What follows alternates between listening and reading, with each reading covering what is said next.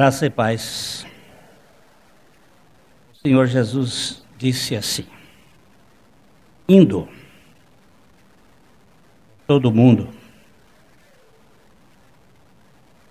preguem o evangelho a toda criatura.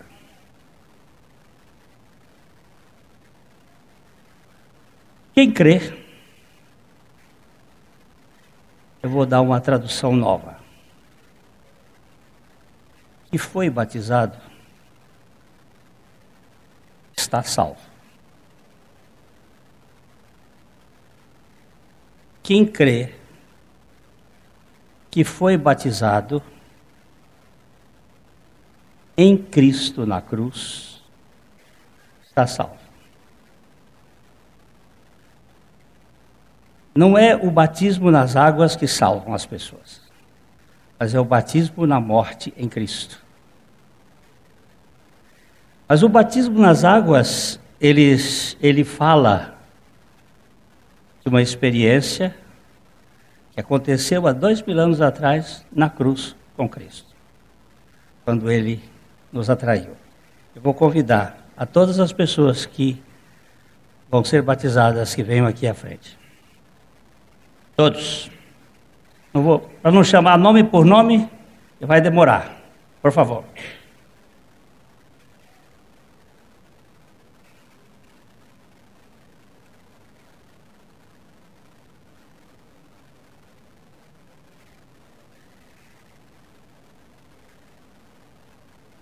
Vocês vão testemunhar da fé. Fé não se apalpa, não se pesa em balança. Eu vou fazer uma coletiva. Você confessa, vocês confessam com a boca e creem com o coração que Cristo Jesus veio em carne.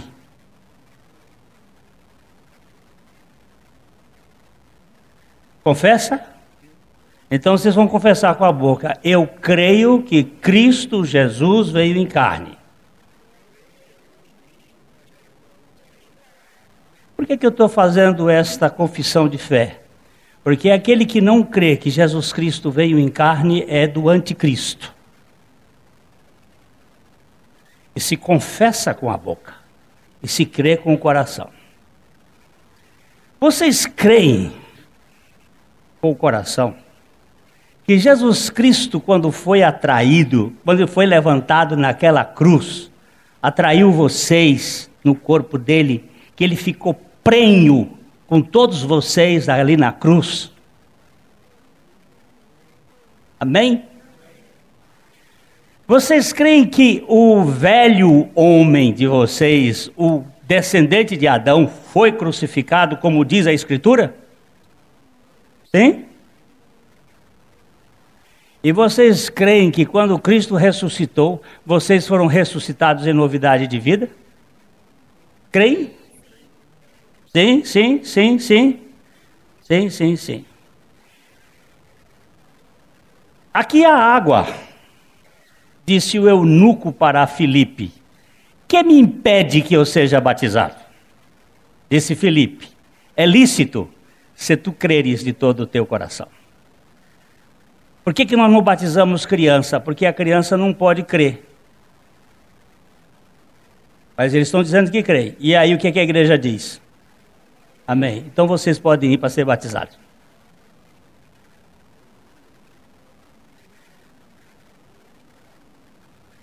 Nós ainda vamos desmanchar muita coisa que estão feitas assim às avessas na história da igreja.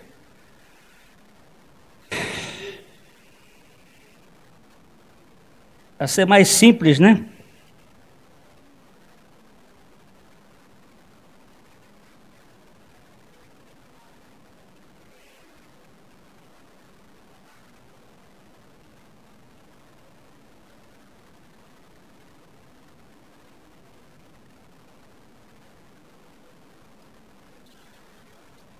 Ontem eu tive um dia esquizofrênico.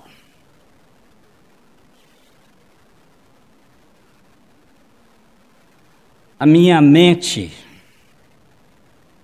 e o meu coração estavam divididos.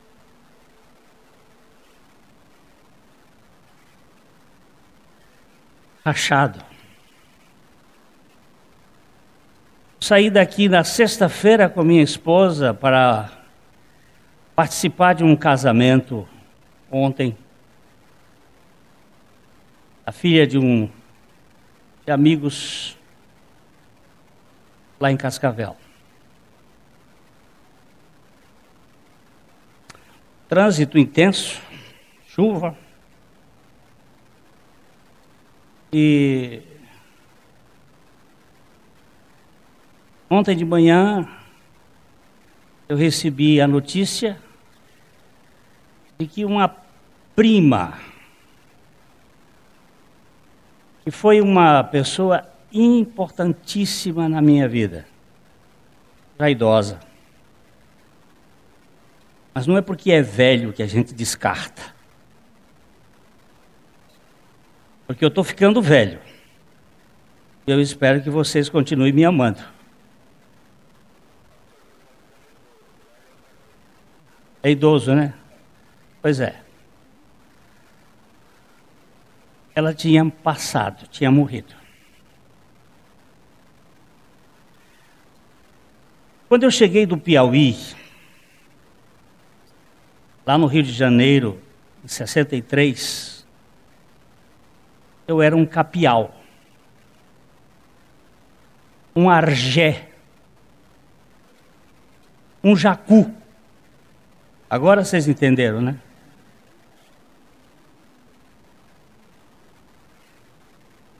Criado em fazenda, criado no mato. A única música que eu conhecia eram os forrós de Luiz Gonzaga. Mais evoluído. O resto era um pé de cabra. De José de Velho. Isso vocês não sabem nem quem era, o sanfoneiro da região. E os cânticos da igreja. E essa distinta senhora me colocou numa escola de apreciação musical, na Sala Cecília Meirelles, no Teatro do Rio de Janeiro, nos concertos, na vitrola, com LP de 33 rotações, para escutar Mozart, Beethoven, Handel, Haydn. Você está vendo esse movimento? Escuta. Isso aqui é violino. Que diacho é isso?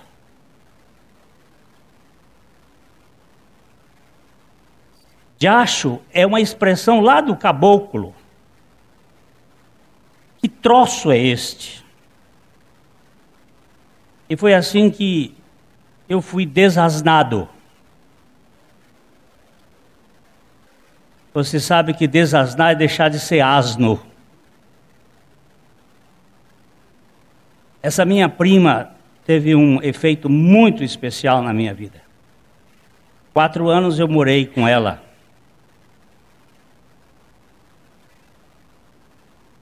E às 8h30 eu tinha que fazer um casamento. O que é que os noivos têm a ver com isto? Com a minha tristeza. O que eles têm a ver com essa dor que eu estou tendo? Mas eu não posso ser profissional. O irmão falou para mim assim, isso são os ossos do ofício. Quando você está triste às 3 no funeral e alegre às 6 no casamento. E naquele momento em que eu estava só, minha esposa tinha ido se preparar para o casamento. As mulheres têm mais coisas para fazer. Eu fiquei só e eu disse: Deus, dá-me o direito de ter uma dúvida metódica. A dúvida de Descartes. Deixa eu duvidar um pouco. E se tu não existires?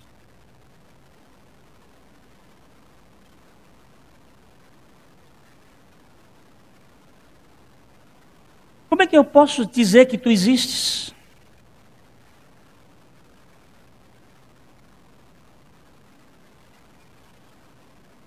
Quem pode provar a tua existência? Permita-me, Pai, se eu posso te chamar de Pai, que eu exerça a dúvida, não porque eu queira duvidar, mas porque eu quero aprender. Eu sei que a tua palavra diz que apiedai-vos dos que têm dúvida. Eu preciso dessa piedade agora. Não da piedade dos homens, mas da tua piedade, da tua misericórdia.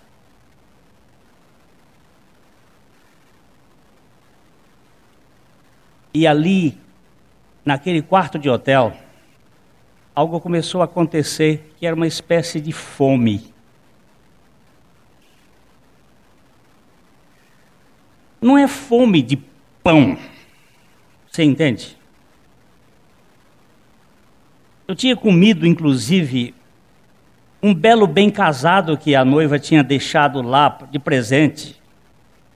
Estava delicioso. Não era o bem casado da Conceição, mas era outro de São Paulo, daqueles que só se faz em São Paulo.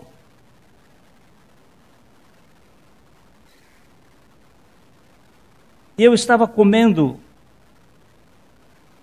aquele bem casado e senti uma fome. Era fome de amor. Não de amor que evapora, que vai embora, que sai de mansinho e deixa a gente sozinho. Mas um amor que não tem tempo de validade, que fica, que aceita, que acolhe. Eu comecei a sentir essa fome, e eu tentei, neste casamento, traduzir aquela fome que Deus estava me reservando. A fome que só o sacerdócio de Melquisedeque pode matar. Vocês lembram que nós estamos ainda olhando o Salmo 110, versículo 4. Vocês se lembram de onde é que está ali? O que diz aí no Salmo 110, 4?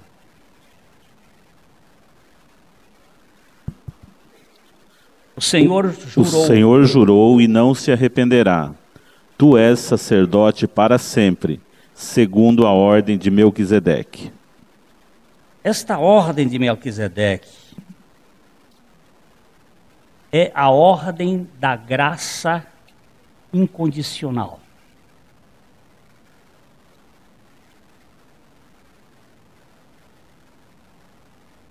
Você sabe o que é graça incondicional?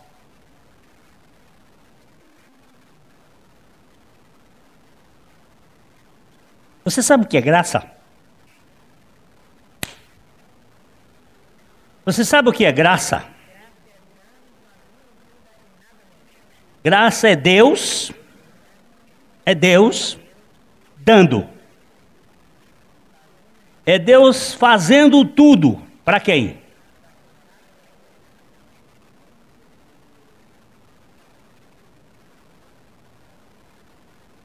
E nem tem condições de merecer.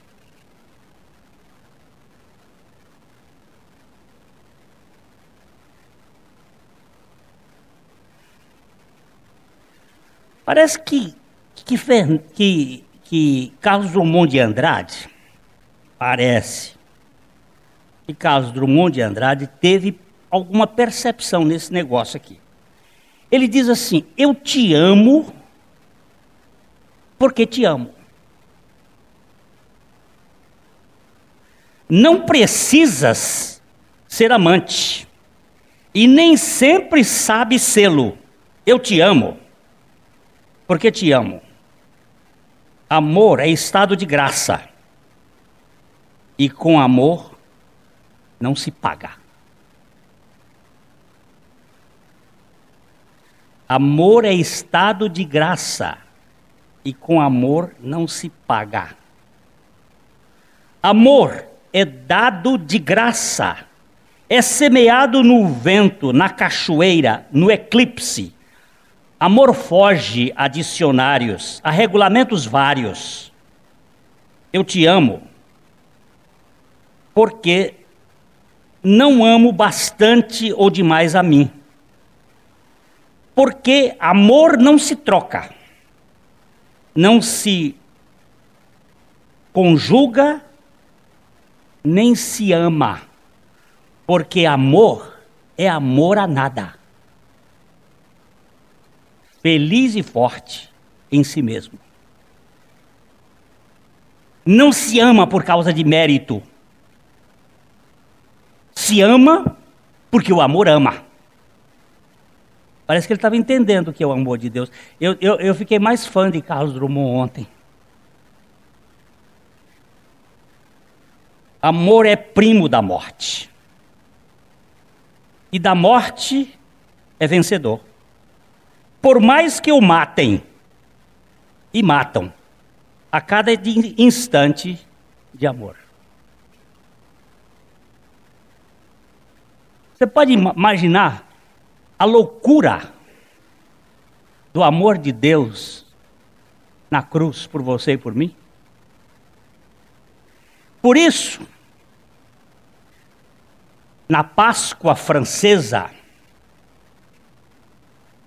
os católicos franceses têm uma litania. Litania é uma oração repetida, que eles dizem: l'amour de Dieu é folie. E eles cantam isto repetidamente: o amor de Deus é loucura. O amor de Deus é loucura, não dá para entender. Não troca, não negocia.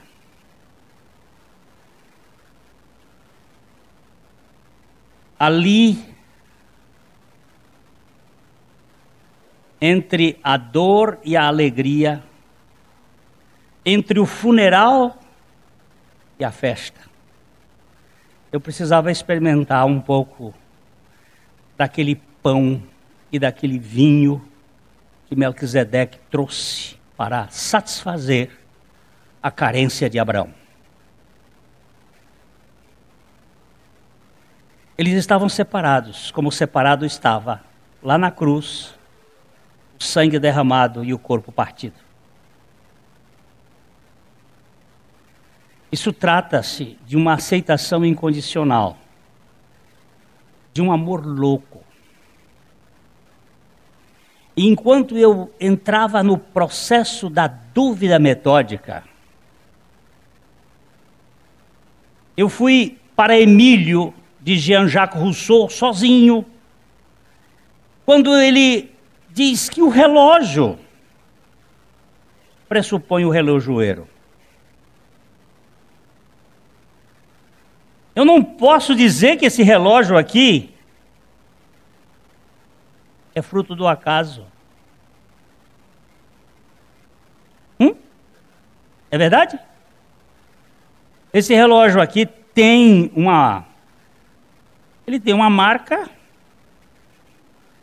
ele tem uma máquina muito ordenada, que eu tenho que dizer que aqui nessa máquina tem alguém por trás inteligente.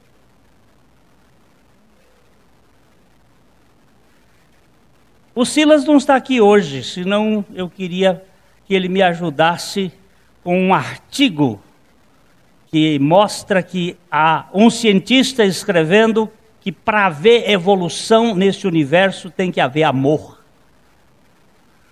Porque só o amor da mãe do passarinho pode preservar o passarinho de morrer de fome. Se a passarinha não tivesse amor pelo filhinho, ele iria para o brejo.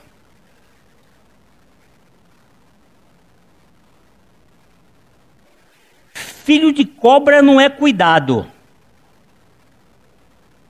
Ela pare ou põe os ovos, porque tem as paríparas e as ovíparas, e elas parem e põem os ovos, ou põem os ovos, e depois que eles nascem, eles se viram, como os filhos do capeta. Mas filho de Deus tem que ser alimentado e amado. Eles não andam por conta própria. Eles são cuidados. Com um amor que dá vontade da gente saber de onde ele veio. Se eu posso pensar em um amor infinito e inacabável,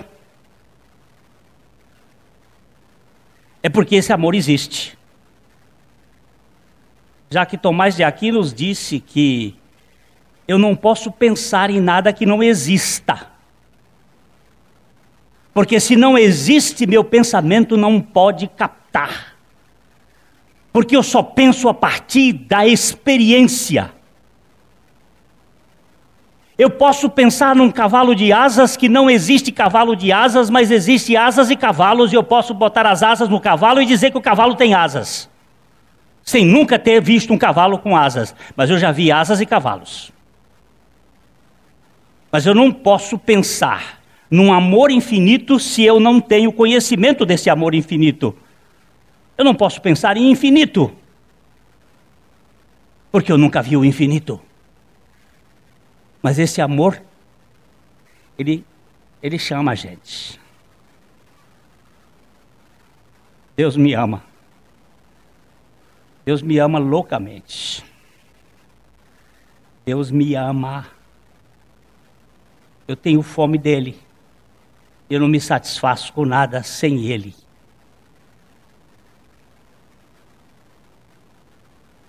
Por que a gente tem medo?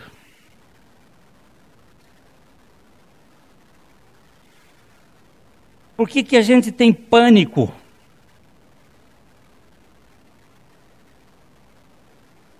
Por que a gente tem compulsões?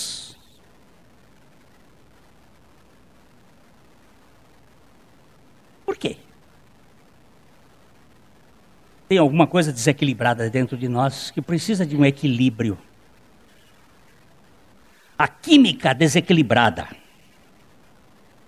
A teologia inadequada e a graça insuficiente podem trabalhar conjuntamente para exacerbar a armadilha do desempenho e do perfeccionismo. Eu leio outra vez ou você entendeu? Leio, né? A química desequilibrada. Por isso que às vezes nós precisamos ir ao médico para ele nos dar um comprimidinho para ajudar a equilibrar a sinapse nervosa que ficou descompensada. Com isso eu quero dizer para você que é espiritual demais e não quer tomar algum remédio, é preferível tomar Prozac do que ser expulso numa reunião de demônio que nunca teve. Entendeste ou não? Esse é forte. Porque depois que se começou a usar Prozac, o número de demônios diminuiu. Tanto nas sessões espíritas como nas sessões de igreja.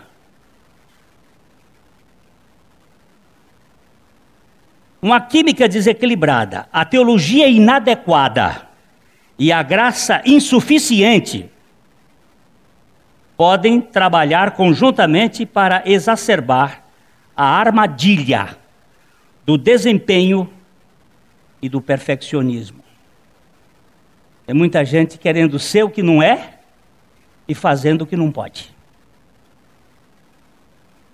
só porque não sabe que é amado de modo violento por um Deus que não negocia conosco.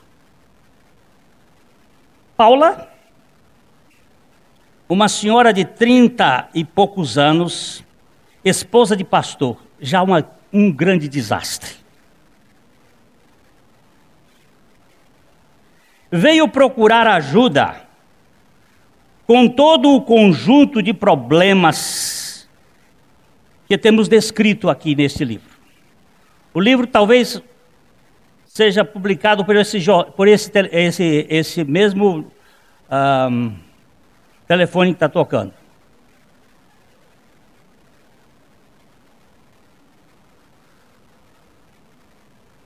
Não existe mais no mercado esse livro. Então não vai procurar porque está esgotado. Nem vem me perguntar. Esse eu não empresto, porque esse já foi emprestado. E eu não devolvo mais para o dono. Não, ele me deu. O Fernando me deu esse livro. Eu emprestei o meu há muitos anos atrás e, como dizia o avô da minha esposa, ele dizia em forma de brincadeira: eu não empresto livros, porque a minha biblioteca é formada de livros emprestados. Então Paula, uma senhora de 30 e poucos anos, esposa de pastor, veio procurar ajuda com todo o conjunto de problemas que temos descrito. Ela sofria de repetidos ataques de ansiedade desde os 10 anos de idade.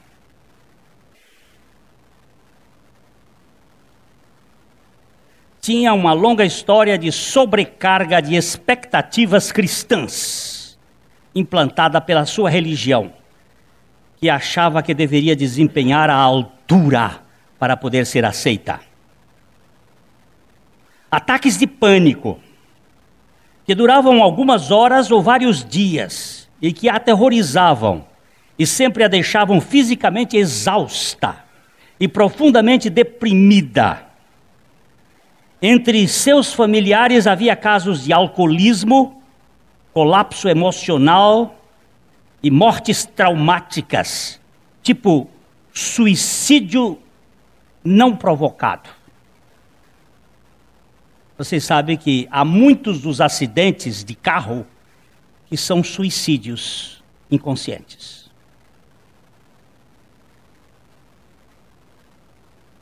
Normalmente, ela podia controlar os seus temores, mas quando irrompia um ataque de pânico, era dominada pelo pensamento: será que acontecerá isso comigo?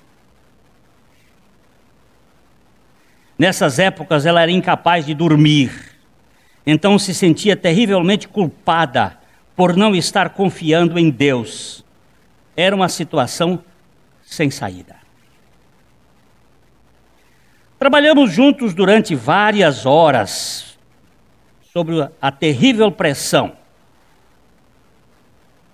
que o seu eu superespiritual exercia sobre ela. Essa palavra é muito boa, o seu eu superespiritual. Ela leu e releu vários livros sobre a graça e passamos tempo em oração. Com frequência ela dizia: a graça é tão difícil. É tão difícil deixar que Deus me ame. É tão difícil deixar que Deus me ame.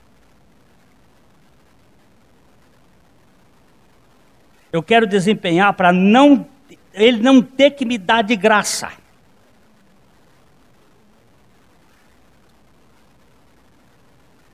Sou cristã desde os 12 anos, mas nunca realmente criei que Deus me amasse a mim, ao meu verdadeiro ser. Juntos pesquisamos as raízes desse problema. Não só um lar instável, desafeiçoado e carente da graça, mas também o pastor, o marido, que era um dos servos de Deus mais estritos e estoicos. Esses que não pode pisar do lado que já é pecado. Ela compartilhou inúmeras injustiças e sofrimentos e derramou muitas lágrimas de ira, de indignação. Estas eram sempre seguidas de tamanha tanta vergonha de que você me veja deste jeito. Por fim, removidos os obstáculos, a graça alcançou verdadeiramente a Paula. E assim que ela descreveu a si própria, quando lhe pedi que escrevesse o seu testemunho para mim. Por favor, Paula, escreva esse seu testemunho para mim. E ela escreveu assim: eu me lembro de que não tinha muita vontade de ir à sessão do Dr. Mendes naquela manhã. Eu estava muito cansada. Os 2 filhos acabavam de contrair varíola e eu tinha dormido muito pouco nas últimas noites. Mas talvez seja assim mesmo. Deus realmente pode operar quando estamos fracos, cansados e completamente dependentes dele. É nesta hora. Após partilhar com o Dr. Mendes, comecei a descer as escadas, embora antes tivesse sempre tomado o elevador. Naquele dia eu desci pelas escadas, e foi nesta caminhada, escada abaixo, que Deus começou a falar comigo de modo especial. Obrigado, Senhor, por teres rompido estas minhas barreiras. Eram as palavras que surgiram em meu coração. Aos poucos começaram a brotar lágrimas, e quando cheguei ao carro, a barragem rompeu. Fiquei sentada chorando enquanto deixava Deus revelar-se a mim, enquanto permitia que Ele ministrasse a mim. Sim, o seu amor finalmente me estava atingindo. Este amor incondicional. Eu estava experimentando o seu amor como nunca antes. Em meus pensamentos eu via Jesus com as crianças no colo, e eu, como uma criancinha, estava andando em sua direção. Quero subir no teu colo e ser amada por você. Era o meu pensamento. Eu estava me achegando a ele, e os seus discípulos me barravam dizendo: ele está muito ocupado, ele está muito ocupado, ele está muito cansado, vá-se embora. Mas Jesus estendeu os seus braços para mim. Ousarei aceitar o seu abraço?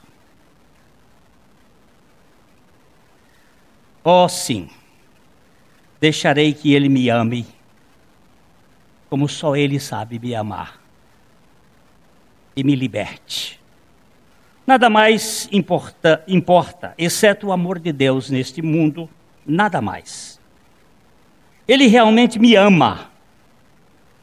Seu amor penetra e permeia o meu próprio ser. Obrigado, Senhor. Meu coração está repleto desta alegria e desta paz. Quão maravilhoso é crer em teu amor. Liberta-me, ó Senhor, desta minha prisão feita e imposta por mim mesma, construída por meus próprios conceitos errôneos acerca de ti. Fui eu mesma que construí esta prisão. Agora, muitas vezes me vem a ideia de que, assim como sempre amo meu próprio filho, mesmo quando ele está errado e fazendo coisas erradas, eu digo para ele: mamãe te ama sempre. Você não tem de ser bonzinho para que mamãe ame você. Mamãe te ama. E é isso que eu ouço Deus dizer a mim: Paula, minha querida, você não tem de ser boazinha para que eu a ame. Eu amo você, Paula. Obrigado, Senhor, por finalmente chegar até mim com este teu amor.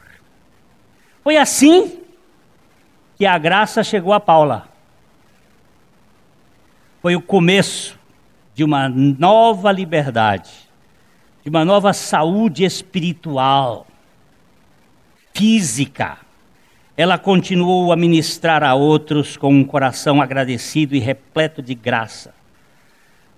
Não se engane pela experiência comovente da crise que ela descreveu. Essa experiência só foi possível mediante um longo processo que removeu os seus obstáculos interiores à graça. Às vezes a gente quer a coisa feita, como quer encontrar o produto no mercado, já na prateleira. Que coisa terna e linda foi o Espírito Santo capacitá-la a participar da história que os evangelhos contam de Jesus com as crianças. Essa participação trouxe a cura necessária às feridas da privação e da rejeição, de modo que ela pudesse aceitar a graça de Deus de modo incondicional. Creio firmemente que existe uma experiência da graça restauradora feita por encomenda para você também. Se, como Paula, você olhar para Jesus, que Ele o ama assim como você é, e não como você imagina que seria, porque você nunca será da forma como você imagina. Glênio, filho, eu te amo. Eu te amo. Mata a minha fome. Esse é o sacerdócio de Melquisedeque, que vem 430 anos antes do sacerdócio de Arão. O sacerdócio de Arão, você tem que primeiro preencher o cheque para poder saber se ele vai assinar ou não. É condicional. O sacerdócio de Melquisedeque, ele assina o cheque em branco e você toma posse. É graça incondicional. Que religião no mundo, nenhuma religião prega. Todo mundo põe, se você for, eu serei. Se você fizer assim, eu te amarei. Se você se arrepender, eu vou te perdoar. Isso aí é negócio feito nas capembas lascadas do inferno. Depois você vai procurar saber isso, que isso está escrito por um escritor mineiro.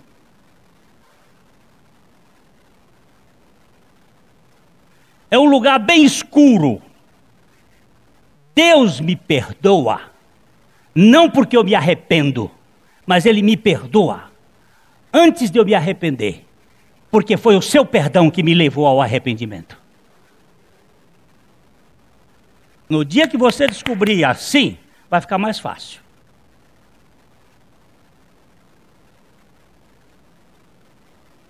Vai ficar muito mais leve. Você é amado. Mas eu estou usando fralda de velho. Está toda suja. Mas eu sou especialista de limpar fralda suja. Eu amo você.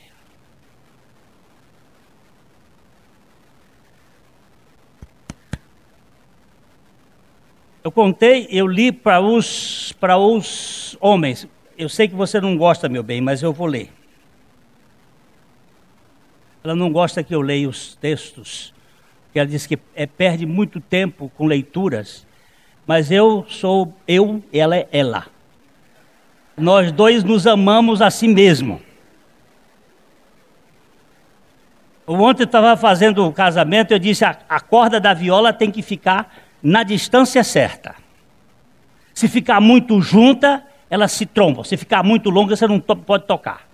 Ela tem que ficar na... Nós temos que respeitar as nossas individualidades.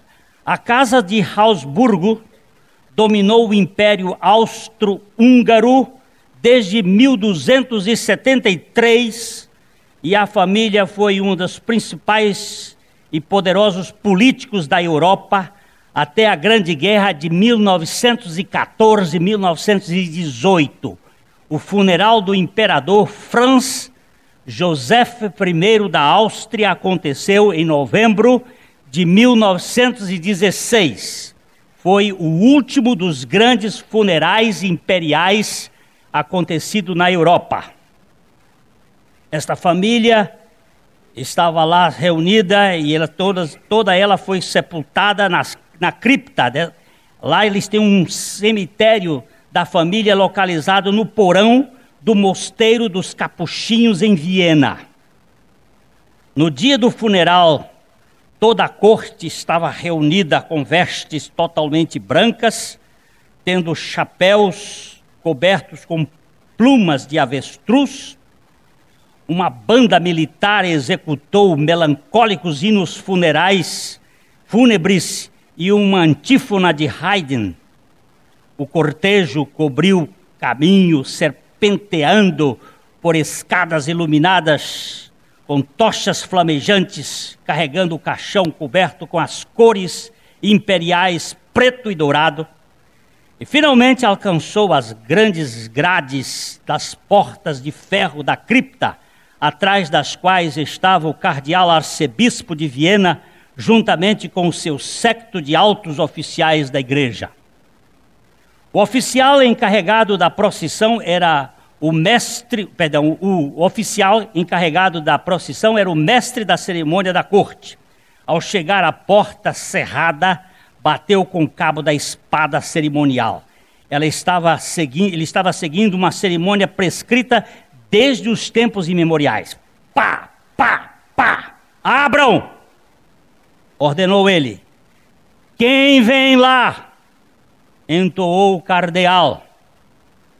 Trazemos os restos mortais de Sua Majestade Imperial e Apostólica Franz Joseph I, pela graça de Deus, imperador da Áustria, rei da Hungria, defensor da fé, príncipe da Boêmia, Morávia, grão-duque da Lombardia, Veneza e Estárdia, e assim por diante, desafiando os 37 títulos do imperador. Não conhecemos, respondeu o cardeal do outro lado da porta. Quem vem lá? Trazemos os restos de Sua Majestade Franz Joseph I, imperador da Áustria e rei da Hungria. Esta forma bem mais abreviada só era permitida nas mais difíceis emergências. Não conhecemos tal pessoa. Foi novamente a resposta do cardeal. Quem vem lá?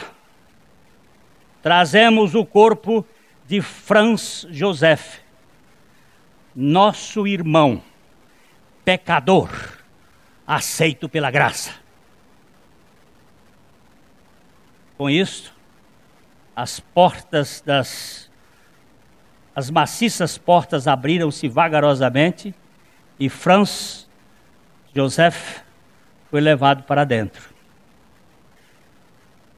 Porque pela graça sois salvos, mediante a fé.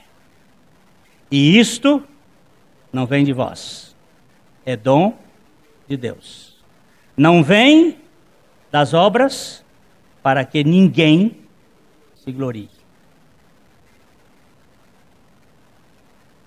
Graça é o sacerdócio de Melquisedeque. Não estamos desfazendo o sacerdócio arônico. Estou dizendo que eu tenho que vir para trás da lei para conhecer o Deus que aceita incondicionalmente ao indigno pela sua graça. Foi assim que Deus matou minha fome ontem. Só estou contando para vocês que é assim que Deus mata a fome de quem tem fome dele. Ele é o Deus de toda a graça. E agora, terminando a cerimônia do casamento, eu estou sendo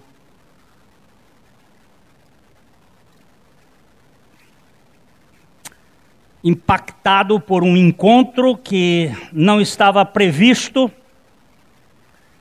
E entre o funeral e a festa, aparece alguém para um encontro. Mas eu precisava ser tratado mais. Por 2 minutos nos abraçamos e choramos. Choro de toque. Fomos para a mesa. Tínhamos uma mesa reservada. Mas assim como existe sem teto, existem aqueles que também são sem terra, existem aqueles que são sem educação. E com o título lá em cima para as pessoas que estavam reservadas, eles pegaram, jogaram debaixo da mesa e sentaram. Esses são os sem mesa. E nós chegamos para o lugar, não tínhamos, e fomos acolhidos em uma outra mesa, que seria uma mesa da graça. E naquela mesa estava ali, sentado, quando aproxima-se de nós uma moça, da qual eu já não via há algum tempo. E ela então disse: eu preciso lhe falar alguma coisa. Aos 23 anos de idade, eu estava completamente, ela deve estar me ouvindo aqui agora, lá em Cascavel. Eu estava presa pelas forças da religião espírita, onde eu tentava sempre fazer e estava sempre devendo. Nunca conseguia pagar. Mas isso não é da religião espírita, isso é da religião qualquer que seja. Católica, batista, presbiteriana, metodista, budista, confucionista, qualquer uma que seja religião, tem este mesmo procedimento. Por acaso eu era espírita. E ela estava devedora, depressiva, com psicólogo com psiquiatra dando remédios de tarja preta e com psicólogo da orientando, quando vai a uma reunião. E o senhor era o pregador. E o senhor diz uma coisa que me impactou. Tudo foi feito pela graça de Deus, incondicionalmente. Eu que sempre fazia para merecer, aquilo me impactou. Uma palavra simples, da Bíblia. Não é nada novo. Deus já fez tudo. Você pode receber o tudo de Deus. Ela disse: não sei porquê. Aconteceu, eu recebi. Eu recebi e fui para casa. No outro dia eu tinha um carrinho, eu acho que era um Uninho, ou um Golzinho. Eu entrei no carro, minha mãe olhou para mim e disse: minha filha, o que está acontecendo com você? Ela disse: um milagre aconteceu. Eu sou aceita. Pastor, eu fui procurar a psicóloga e o psiquiatra, entreguei os remédios, não tomei mais, e daquele dia em diante, algo extraordinário está acontecendo na minha vida. Eu queria lhe contar isso hoje, que eu sou uma nova criatura, hoje com 30 e tantos anos de idade, professora da universidade, advogada. Ela disse: meu casamento estava sendo falido, mas Deus fez tudo pela graça. É a mesma graça para você e para mim. a mesma graça que nos aceitou em Cristo Jesus. E aí, aquele toque para o velho pastor, isso chama-se mimos do céu, mimos de Deus, para dizer assim, não mude pregando coisas excepcionais, pregue sempre essa loucura de que Deus te ama, de que Deus já fez tudo, que Ele já na cruz realizou uma obra que pode nos libertar totalmente. Este é o Evangelho de Jesus Cristo. Essa graça louca que faz sentido, que muda a gente. Agora os meninos vão batizar lá aqueles que creram e nós vamos louvar a Deus por tudo aquilo que Ele já fez por nós. A mensagem que você acabou de assistir faz parte do Ministério de Comunicação Palavra da Cruz. Temos um grande acervo de estudos bíblicos em áudio e vídeo. Distribuímos também gratuitamente o jornal mensal Palavra da Cruz. Entre em contato conosco pelo fone 0 operadora 43 3372 8900 ou pelo e-mail livraria@piblondrina.com.br. Visite-nos pelo site www.livrariapiblondrina.com.br ou acesse www.piblondrina.com.br. Graça e paz.